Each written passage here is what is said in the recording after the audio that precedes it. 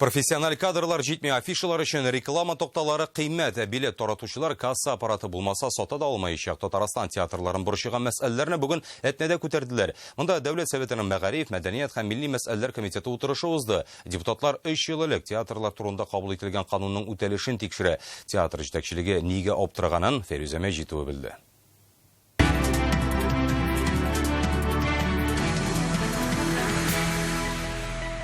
Түрлі ғасырларда сәхнәләштірілген костюмнар, артистларның фотосүрәтләре, шәхси киемнәре, афишалар, репертуар барысы да Качалов театрының музейында саклана. Бу 3 катлы бинада театрның 2 ғасырлык тарихы тупланган.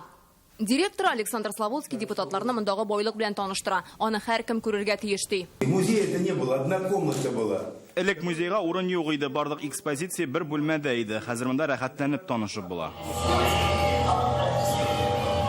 Монысы Әтнә театры. Артистлар премьерага әзерләгәндә кече залда киңәшмә. Дәүләт Советының комитет утырышы. Соңгы елларда театрлардан ничек эшләвен Мәдәният министры бәян итә. Театральное искусство в нашей республике. Быел гастрольләргә дә ешрак чыгалар, премьераларда күбрәк соңгы 2 елда эштәлек байытылды. Яшьләр проектлары бар. Һөнәри осталыкны арттыру буенча да эшлибез. Монда театрлар турында республика законының да кече ватан бердәм Россия партиясе проектының да өлеше зур. Тик замана таләбе, профессионал кадрлар мәсьәләсе ачык әле. Шәһәрләребездә театрлар өчен ныклы әзерлекле белгечләр җитми. Ул беренче проблема.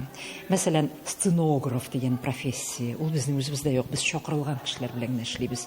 Ул гонорар, ул акча дигән сүз безгә үзебезнең талантлы яшьләребезне үстерергә, укытырга иде бу мәсьәләдә. Реклама мәсьәләсе дә көн кадагында. Афишаларны шәһәр буйлап элү өчен миллионнар кирәк. Безнең өчен кыйбатка төшә.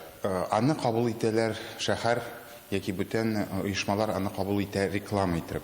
Әмма дә ләкин мин килешмим, ул реклама түгел. Мы не рекламируем, мы информируем. Безгә еш кына реклама ясамыйбыз, афиша элеп халыкка спектакльләр турында мәгълүмат җиткерәбез дип үз гамәлләребезне испатлап йөрергә туры килә. Буларга өстә 1 июльдән билет таратучыларга яңа таләп. Касса аппаратлары булырга тиеш. Тик аның чыгымнары күп. Булай билет сатуның файдасы да калмый. Бүгенгә әйтелгәннәр монда гына калмаячак ди депутатлар. Татарстан Дәүләт Советында безнең комитетта шәһәр җитәкчеләрен, хөкүмәтнең вәкилләрен, президент аппараты вәкилләрен, белгечләрне, театр җитәкчеләрен чакырып, шушы хакта киңәшмә үткәргә уйлыйбыз. Комитет әгъзалары моны хуплап тавыш бирде.